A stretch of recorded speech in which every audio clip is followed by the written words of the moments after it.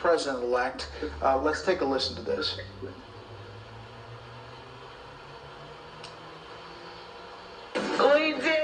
We did it, Joe.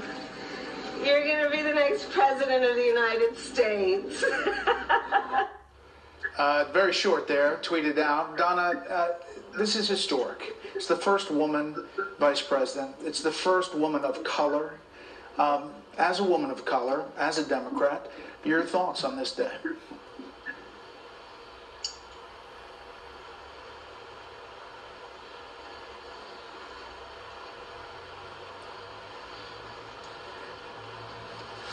It's been a long time coming.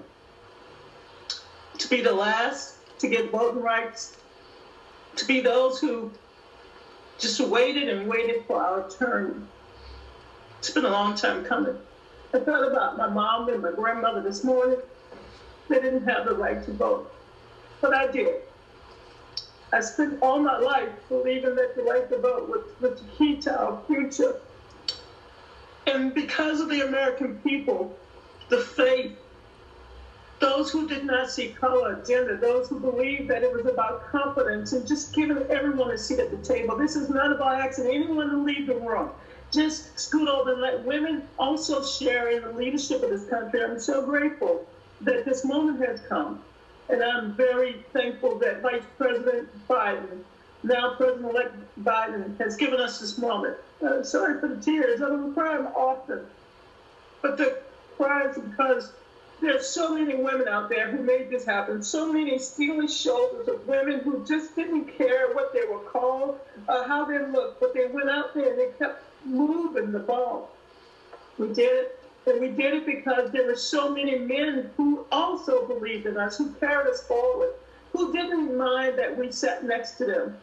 And I am just a grateful woman this morning, a grateful American, that I can go to my grave one day and say, God, we got the first black man, we got the first woman of Asian descent. We have made this country what it said it would always be, a country for all of us. And indeed, it is a country for all of us. But this is a country that now has to get back to work. So I'm going to dry my tears and get ready to work.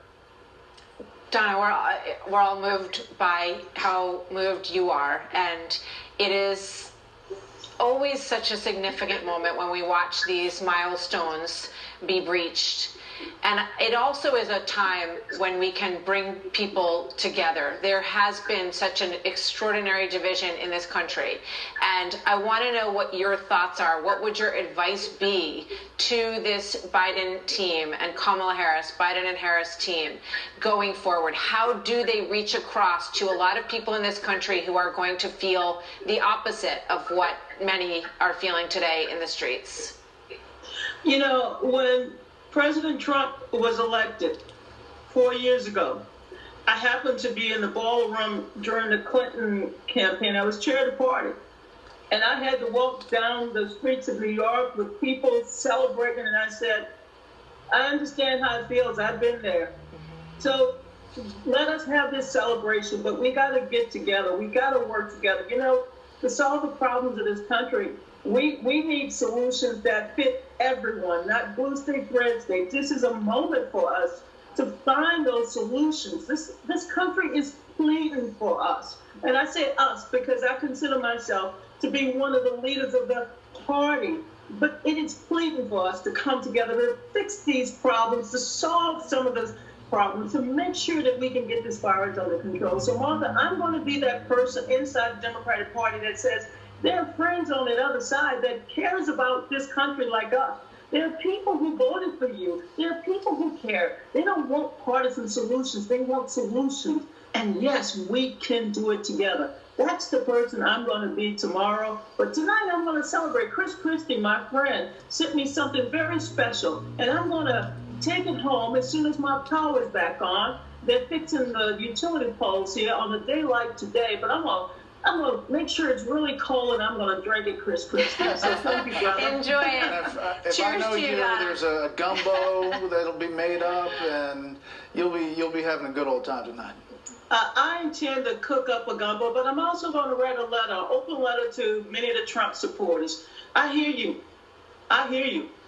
I've been part of the Fox family. I hear you. I understand many of your worries and your concerns. You are not going to be left out of this. There are so many of our fellow citizens who live on the outskirts of hope, and we've got to bring them into the circle of opportunity. They voted for Donald Trump 4 years ago because they want that opportunity available to them.